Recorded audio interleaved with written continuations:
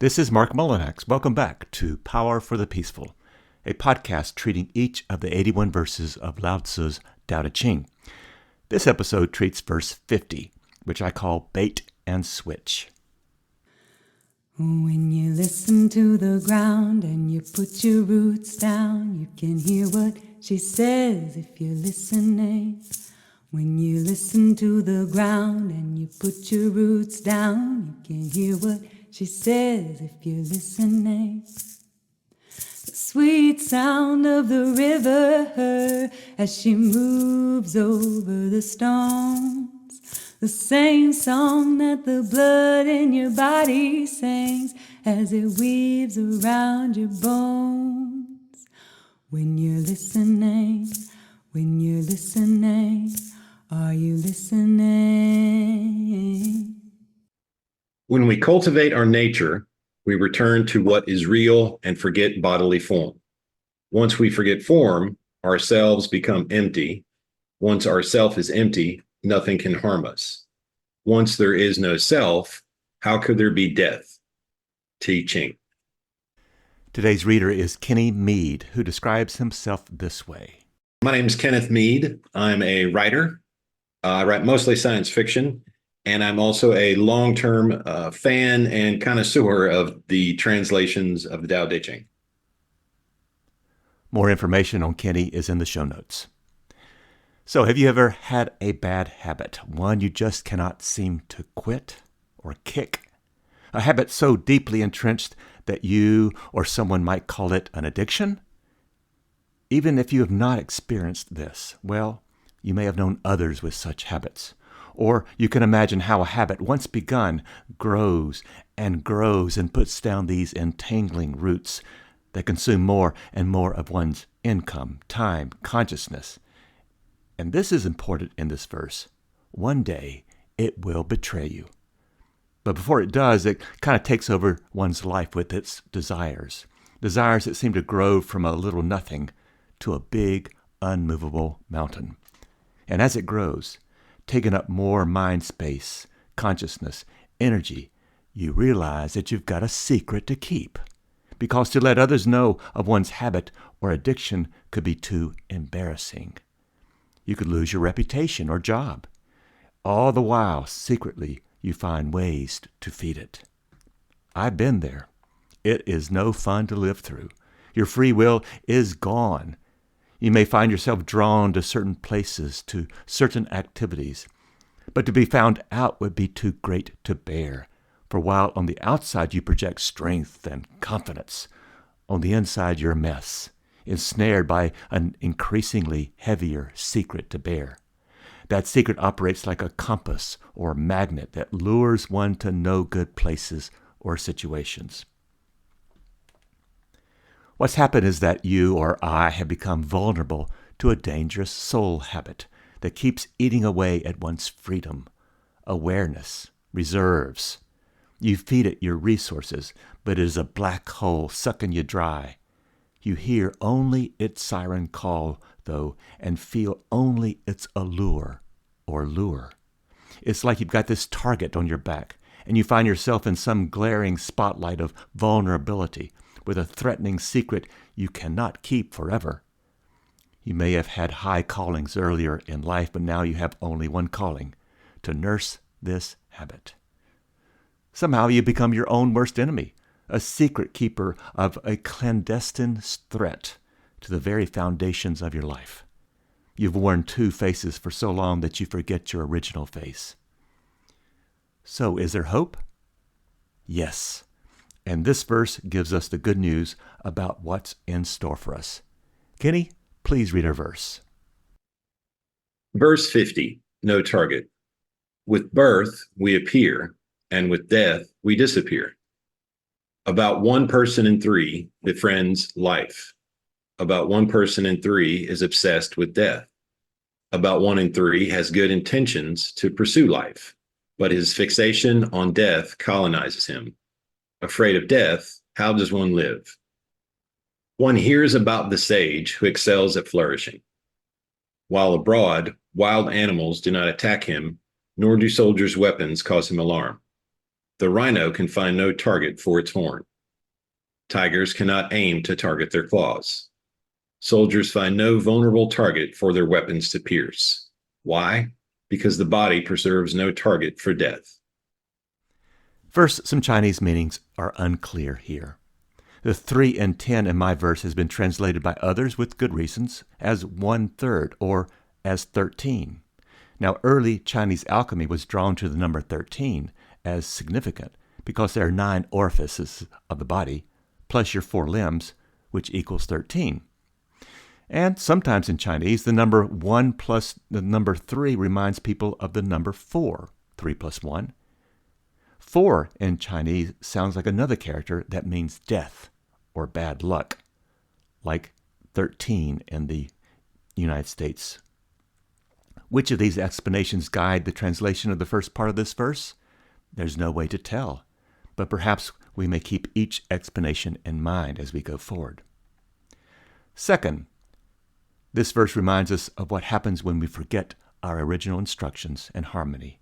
We learn in our cultures how to act, but we forget how to rest. We know how to talk and converse, but we have forgotten the deeper practices of silence. We are taught to remember certain things, to burn these memories into our brains, but not to disremember or lose them. In other words, by adjusting to culture, we learn to become maladjusted with our original peace. And we go down these rabbit holes of cultures, habits, and addictions. This leads, of course, to the living of anxious lives. Am I smart enough? Rich enough? Attractive enough? Am I enough? Culture, like in every ad you've ever seen or ever will see, sends this single, subtle message. We are not enough in ourselves. We need this product or that substance to feel better. Therefore, we become off-centered and anxious and fearful. Using our fears and anxieties as graffiti ink, we draw these metaphorical targets on our metaphorical backs. Then our worst fears seem drawn ever more to these targets. But it all starts with a cultural or spiritual anxiety that we are not enough. We begin to live and preach our funerals by our very lives, all life long, that the way I am now is somehow the way I shall die, alone, fearful, anxious. Great things are not accomplished by those who yield to trends and fads and popular opinion. Jack Kerouac. Think of it this way. We have 3 lives in each lifetime. The one we're born with, pure, original nature, peaceful, how to be and stay human and humane. The second one we learn from culture, how to be human on culture's terms, which paints targets on us in exchange for taking on culture's norms and schemes to get ahead. This is the death that gets a life in this verse. Then, if we are fortunate, the third life is the enlightened life to which we are ever invited to return, that life into which we are born, original peace, harmonious, single-minded, single-hearted, single-voiced intention. The sage has no fear of death because she knows her essence, her spirit, remains eternal. She does not attract death targets of addiction, anxiety, fear. No clinging to these artificial and thus short-lived powers. The sage has no life, not because he slights it, but because he doesn't possess it. If someone has no life, how could he be killed? Those who understand this can transcend change and can make of life and death a game. Chiao Hong. Can we lose our original nature? Not a chance. But we can forget it. But when remembered, we can lose the accumulated powers of a life of desire and actually regain life, says the New Testament. The ones who die to their accumulated and preoccupied selves live again. Third, this verse is at the very center heart of what it means to be a Tao creature. This verse is a manifesto of staying humane, free of anxiety and fear, those two poisons that always leak out, forming the ink by which we can paint these targets of death on our backs and paint these billboards for causes and themes with no future. False and thus lowered ceilings about our capacities, natures, and destinies.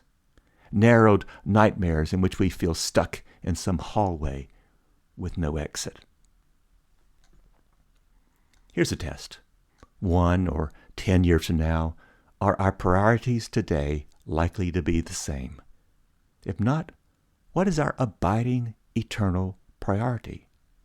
Spoiler alert, our eternal priority is our original peace and harmony, the original instructions of how to live free today, next year, 10 years from now, even 10 lifetimes from now, with a single-minded, single-hearted purpose of peace. Argue for your false ceilings, and they slowly become yours. But practice a life without narrowed limits or lowered ceilings, and these are yours already. We know what a crazy patchwork of desires and limits can do to us, making us into anxious crazies. But does not our world deserve fearless, targetless beings such as you and I? Hell yeah, it does. Fear is not our original story. Anxiety is not in the original instructions. Joy and peace, however, are original Tao's, original ways, original peace. There is no target for death in these. One hears about the sage who excels at flourishing. While abroad, wild animals do not attack him, nor do soldiers' weapons cause him alarm. The rhino can find no target for its horn. Tigers cannot aim to target their claws. Soldiers find no vulnerable target for their weapons to pierce. Why? Because the body preserves no target for death. What the hell does that even mean? Tao Te Ching interpreter Ron Hogan wrote this. Well, he could not be killed, Lao Tzu said, because his body wasn't where he kept his death. So how to reattain this life, peace, a life where we don't hold space for death? You've heard me say it before. Stay curious. Develop curious yet wise ways of watching what happens in your life. Reframe your life as this grand experiment in karma.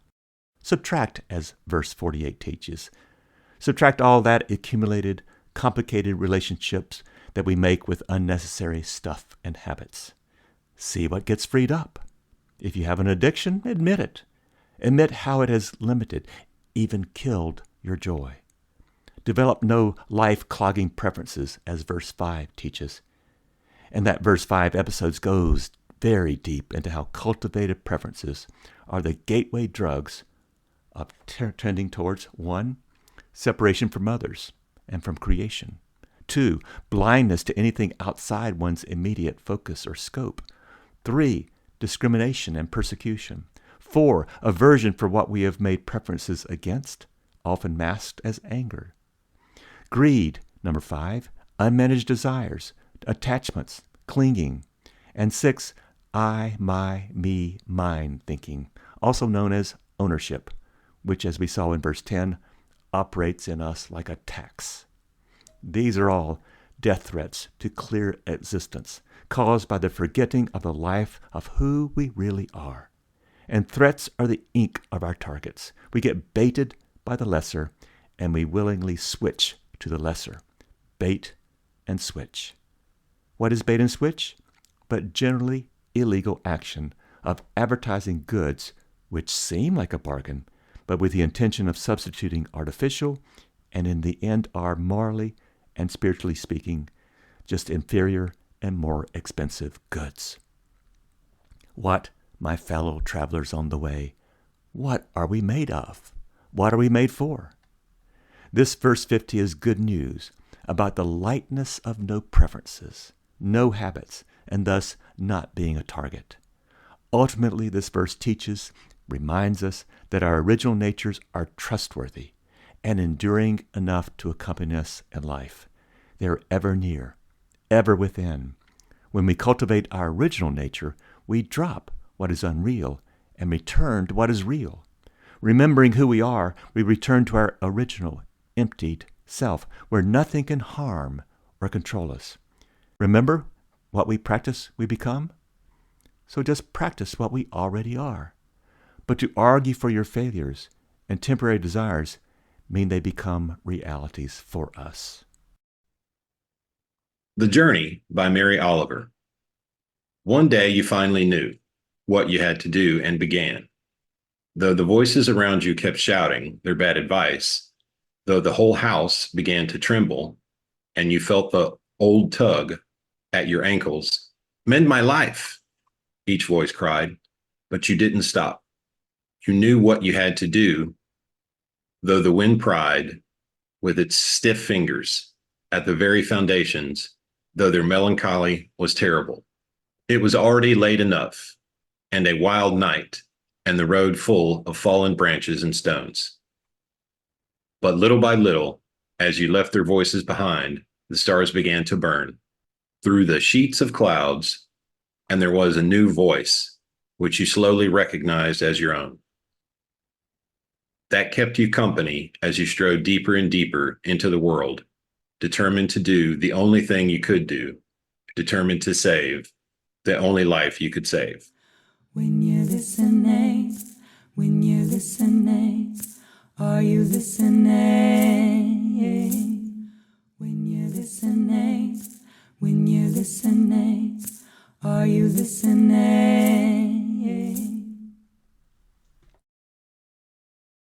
In literature, a perfect demonstration of someone who develops no target is the character Tom Bombadil in J.R.R. Tolkien's Lord of the Rings, a work I started reading in college at the same time as Tao Te Ching.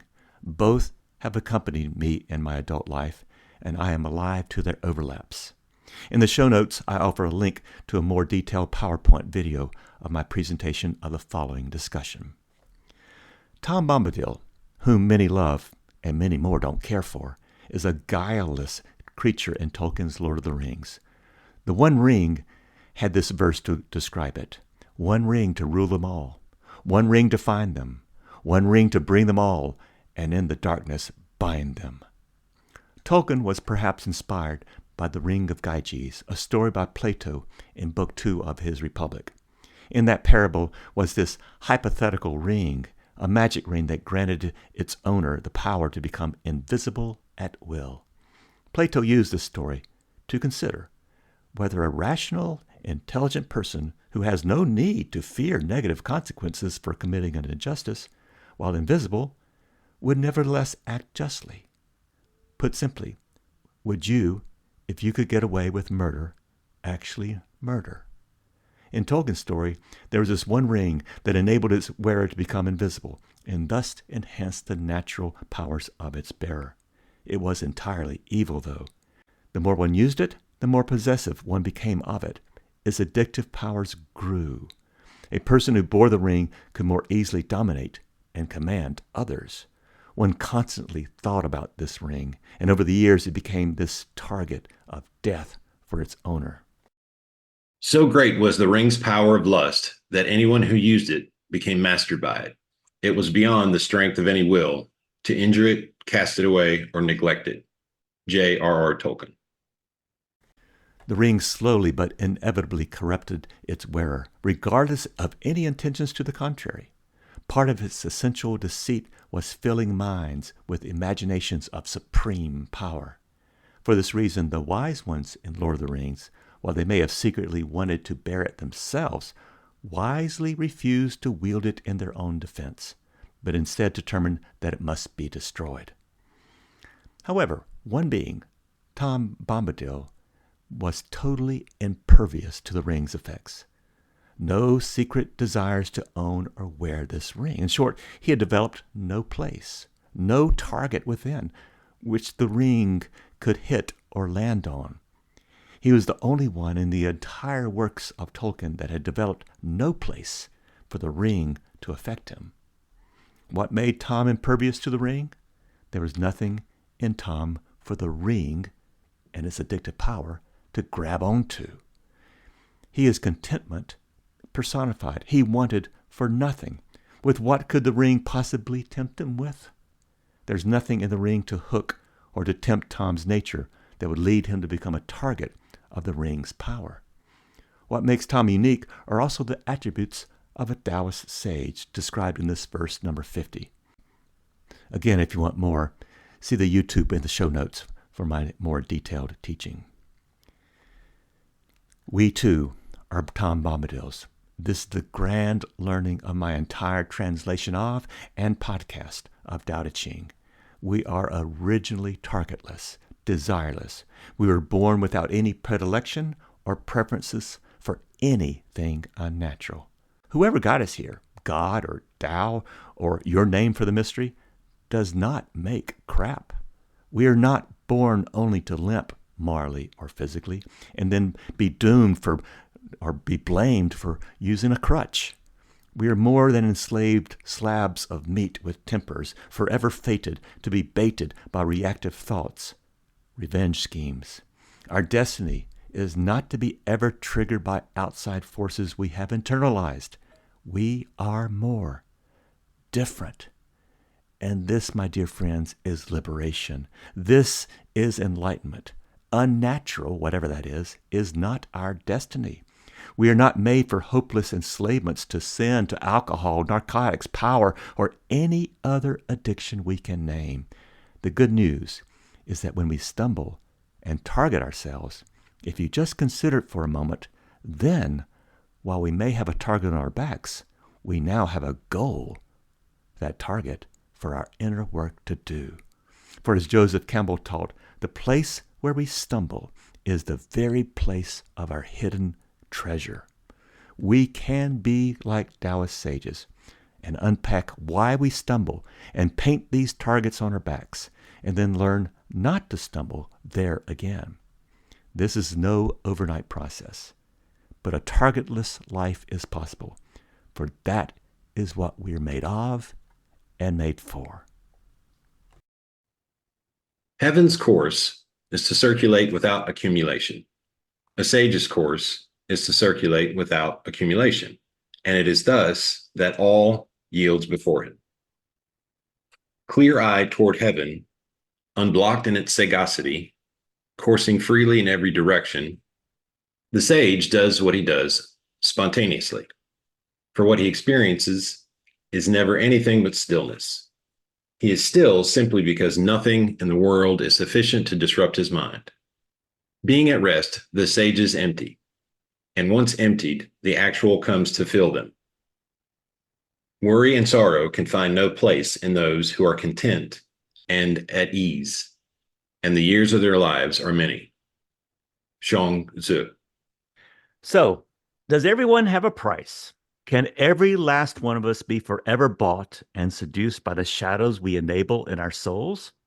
Let's see, because Kenny's question raises this notion. Kenny, you're on. What are some practical, relatable, and even current examples of a sage who excels in flourishing, or of one who offers no target? What do the behaviors of such a person look like to you in today's world? Thank you for this line of inquiry. Kenny, I cannot prove that we can develop a targetless life and that Bombadil's purity can be ours.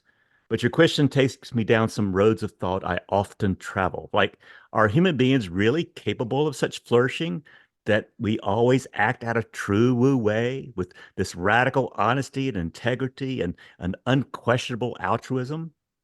Are we actually capable of being truly like water, which Tao Te Ching promises that we should be like? Having this single, non-ego-centered motive. In water's case, that motive is gravity. Can we have just one single ego-centered, non-ego-centered motive for our action? This, to me, gets at the true, deep character of what a human is. Are we made for greatness or something other or less? Whether, quote, true, unquote, altruism is possible in human psychology remains a big subject of debate. Some psychological theories suggest that some latent egotism is ever and always a part of our actions and motives, such that no act of sharing, helping, or sacrificing can truly be 100% altruistic, because the actor and we all know this, may receive this intrinsic reward in the form of personal gratification. Good on me, we might say. That is, some theories say we have no pure, unadulterated action. So, what about those instances of a stranger pulling another stranger off the subway tracks in the very nick of time, just as the train bears down with them? We're all recipients of such grace, though hardly in such dramatic form. Some teacher went the second mile at his own expense for us. Some medical worker put her own life or career on the line to help save me. When you were a kid playing in the street, how many drivers slowed down so their passage would not hurt anyone? They're motivated more by the outcome than the ego. Of course, one could come back and say that these examples have large measures of altruism, but traces of ego, guided as we are, or guided as we can be by urges of not wanting to be the person who did not teach well, or did not save a life when one could, or not wanting to be charged with hitting kids by driving too fast. So, Kenny, first time, what do you think? Yeah, a definite furthering of that question. I think it's great. I think you're really getting the right perspective on if that's possible, what that looks like, what it could look like. No, great. Okay. Well, on the other hand, Immanuel Kant wrote that, quote, many souls are so compassionately disposed that without any further motive of vanity or self-interest, they find an inner pleasure in spreading joy around them.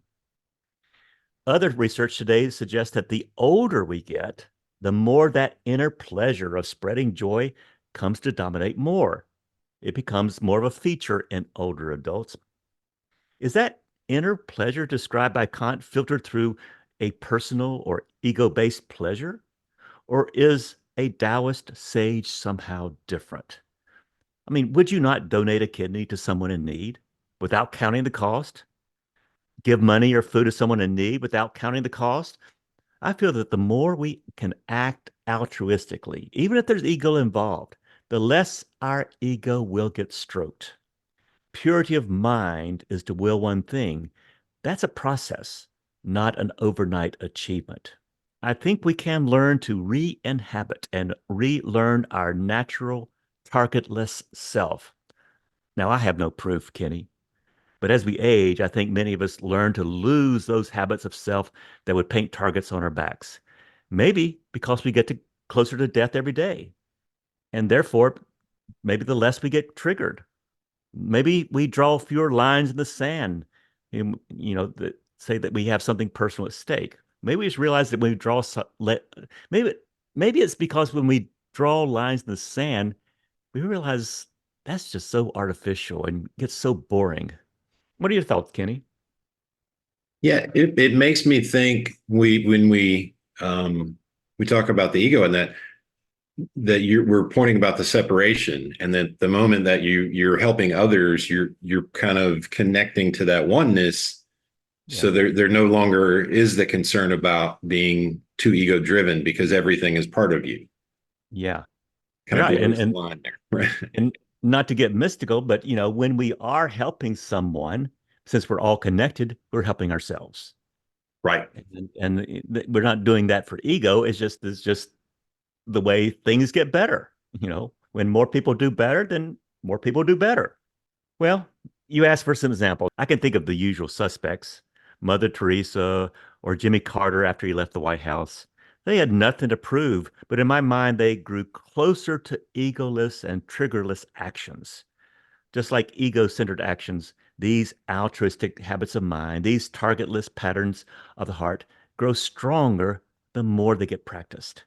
We can practice becoming less influenced or triggered by a world gone crazy with identity politics, identity religion, identity careers. Each can be a trigger, a brush that can paint a target upon myself. But Kenny, at my age, I'm growing tired of target painting. Don't we learn that unthinking reactivity is not a good way to live? Are you feeling the same way I am, that we're just getting tired and bored of target painting? What are your thoughts? I mean, very much so. I think you're really getting to kind of a root behavior of becoming without a target, and that is not putting the target on yourself, and Yeah. thusly not other people. It is a matter of And maybe, like you say, you get to it in a way naturally with age. I certainly feel that way. Yeah, I mean, I stopped flipping people off who cut me off in traffic a long time ago, and I feel so much better for it. I'm It still almost there. happens. It still happens, but good gracious, it's Yeah, it's not worth it. Life's too right. short. Yeah. Well, anyway, the way I see it is this. The way you treat yourself sets a standard for others, just practicing the golden rule, but not in some reactive way like I'll do good when somebody does good to me first. No, I mean taking the initiative every time. It can start like this, very simply. When we get cut off in traffic, or some colleague at work makes what we think is a stupid decision that affects us, here is where we not just not react, but merge our thinking into a true golden rule environment. Instead of a middle finger salute to the person who we imagine has hurt us, well, just ask, really, have they? Instead of reacting in kind, ask first, well, am I the one at fault? And even if I'm not, I don't want to take their sad song and make it worse by justifying myself, by escalating things. Truly, one can wish them well and reframe a reactive situation into an emerging consciousness that we're all battling something. So, showing mercy once becomes like practicing a piano or sport, and it grows into a practice. Showing mercy is a practice. One eventually can become what they are born to be, a non reactive soul. So, anyone, I think, can become targetless. So, where it comes down to me here, Kenny, ask yourself this. If both Martin Luther King Jr. and Adolf Hitler were the products of their cumulative decisions about how and when and where they're born and how they wanted to grow up, then is not every human being capable of being a Hitler or a king? We seem to be capable of greatness, so why not practice that? Arguing for your failures activates a mindset of ever increasing reactivity. But arguing for a sage's greatness activates this mindset of ever increasing equanimity and peace. Both can be yours, but not at the same time. So the person who welcomes life and develops no shadows, gives without thinking, this can be anybody. So I'd like to ask now what I've asked in the podcast episode: who am I meant to be? I'm not talking about vocation here, but the mindset and heart set of a sage who just develops this targetless existence. Kenny, am I anywhere close to being resonant with what you're thinking? Have you got to, can you improve my answer, please? Certainly, certainly. I've asked for it. It really does encompass that greatly, I think, and it kind of gets to the point that it is up. It could be up to the person that chooses to do it. Yeah. That's the simple difference or the way to be there. So Yeah, the key is finding your shadows. And this is where depth psychology, especially Carl Jung, is very helpful by finding your shadows. And I think I said in the podcast that the place where we stumble is also the place of our treasure. So that's a good take home for me is that yeah, we can stumble, but it's also the place where we can grow, we can irrigate, we can fertilize that place where we stumble. Just like an alcoholic who is doing the AA thing and the regimen and the 12 steps, they build this practice around the very place where they stumbled, and it becomes this, in many instances, it becomes a beautiful life. So I think that there's no overnight solutions. This is a lifetime or even lifetimes of processing life and learning to be untriggered. So that's all I have. excellent. Yeah, I think it's great. Okay. Well, Kenny, I really do appreciate getting to know you and having you on this podcast. I'm sure some people may want to get in touch with you. I recommend that everybody go to your website. That's going to be in the show notes. Okay. Excellent. Yeah, thank you so much. I look forward to it. All right.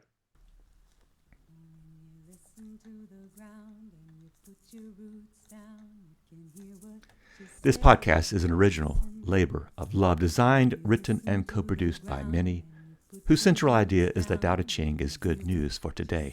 Tao still speaks. Thank you, Kenny Mead, for your voice and question. Thank you, Audrey Davis, for being our artist. Thank you, Molly Hartwell, for donating your song, Put Your Roots Down.